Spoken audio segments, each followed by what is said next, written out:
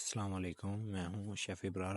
आज हम बनाएंगे कस्टर्ड फ्रूट रैफल। तो ये जो है काफ़ी लोगों ने इसकी रिक्वेस्ट की है कि ये हमें बताएं, क्योंकि रमज़ान का महीना चल रहा है तो ये कुछ ज़्यादा ही खाया जाता है स्वीट के अंदर। तो इसलिए हम आज बनाएंगे कस्टर्ड एंड फ्रूट रैफल। तो इस रेसिपी को देखने के बाद आप हो सकता है आपको ज़रूरत ही ना पड़े कि और देखने की रेसिपी या फिर इस तरीके को। तो चलें शुरू करते हैं छोटे से म्यूज़िक के बाद।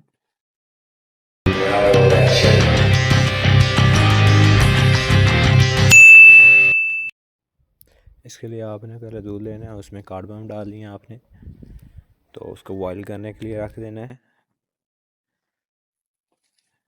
इसको जैसे ही बॉयल आएगा इसके अंदर कस्टर्ड डालेंगे हम।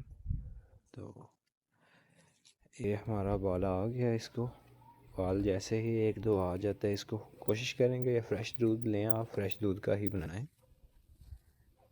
क्योंकि उसका फ्लेवर और खाने में मज़ा और आपका पेट वगैरह सही रहेगा, कोई मसला नहीं होगा।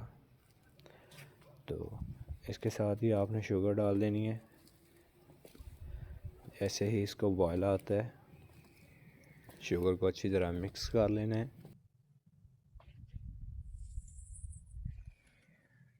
जैसे ही मिक्स हो जाएगी इसके अंदर ब्लैक मिल्क डाल देना है आपने।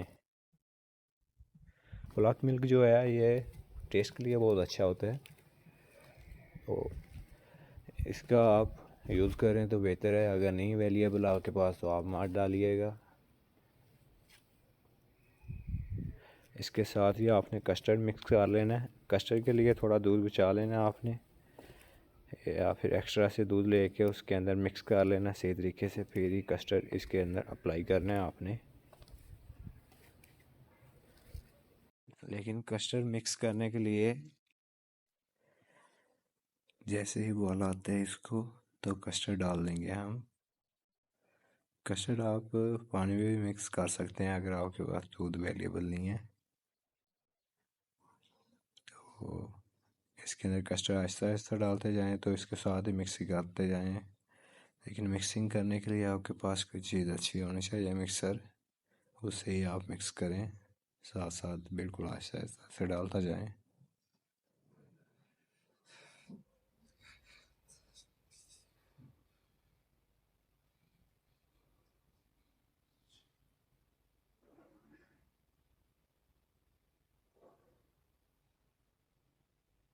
ये हमारा कस्टर्ड रेडी हो रहा है।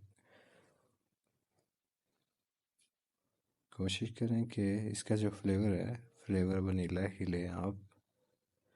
वनीला फ्लेवर में बहुत ज़्यादा मज़ा और कलर वगैरह इसका बहुत अच्छा निकल आता है, इसलिए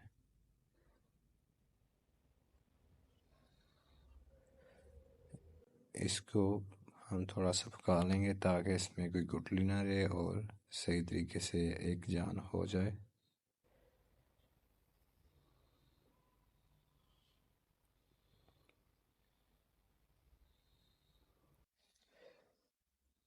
ध्यान करना है आपने ताकि नीचे भी ना लगे। तो इसको मिक्सिंग करते रहना साथ साथ। जबकि कस्टर्ड इसके अंदर ऐड हो जाता है तब फिर ज़्यादा लगने लग जाता है ये, इसलिए आपने मिक्सिंग करते रहना है।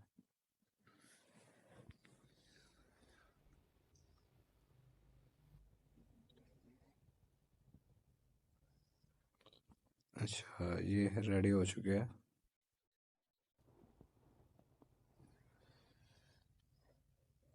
इसके साथ ही हमने इसकी कटिंग कर लेनी है फ्रूट केक की, या फिर आप कोई सा भी बेकरी से केक ला सकते हैं, लेकिन हमने खुद बनाया वही ऐड करेंगे फ्रूट केक। और आप फ्रेश फ्रूट भी डाल सकते हैं इसके अंदर। तो हम फ्रूट कॉकटेल जो कैन वाला होता है वही लाए हैं, वही इसके अंदर ऐड करेंगे। साथ ही फ्रूट कॉकटेल और ये ऐड कर रहे हैं हम। तो इसके ऊपर ही हम डाल देंगे, आप फ्रेश फ्रूट भी डाल सकते हैं इसके अंदर। तो ये हमने इसके पोर्शन बना लिए हैं इसके ऊपर। इसको बनाकर छोड़ देंगे कुछ देर के लिए। जैसे ही ठंडा होगा वैसे ही हम ऊपर जेली वगैरह लगा देंगे। जेली आप बना लें अलग से। तो जेली लगा दें आप ऊपर, या फिर फ्रूट आप फ्रेश लाकर वो भी लगा सकते हैं, जो आपकी चॉइस है वो आप लगाएं। और ये हो गया हमारी अब क्रीम का प्रोसेस आ गया शुरू। क्रीम आपने ले लेनी है, उसकी कोन बना लेनी है एक। तो आपने इस तरह बिल्कुल इसको लगा देनी है। आप जैसे चाहे डिज़ाइन इसके बना सकते हैं। अगर ये नहीं भी है आपके पास क्रीम, तो आप सिर्फ जेली और फ्रूट वगैरह को लगा कर मिल्क पैक क्रीम कटिंग कर कर वो लगा सकते हैं आप। अगर आपको रेसिपी मेरी अच्छी लग रही है, आप लाइक कमेंट सब्सक्राइब करें, ताकि इस तरह की और रेसिपीज़ मैं लेके आता रहूँ।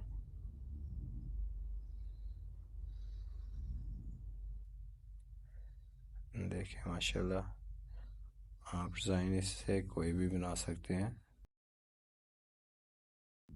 क्रीम में दूध डालकर आपने सही तरीके से पहले मिक्स कर लेनी है, ताकि वो एक जान हो जाए और गुठली वगैरह उसमें ना रहे। फिर ही आपने कौन में डाल के उसकी बनानी है इस तरह।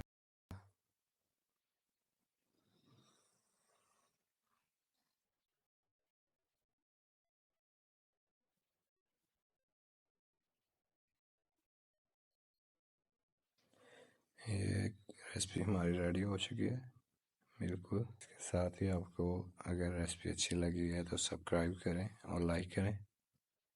तो ओके, आप मिलेंगे नेक्स्ट वीडियो में। ओके, अल्लाह हाफिज़, टेक केयर।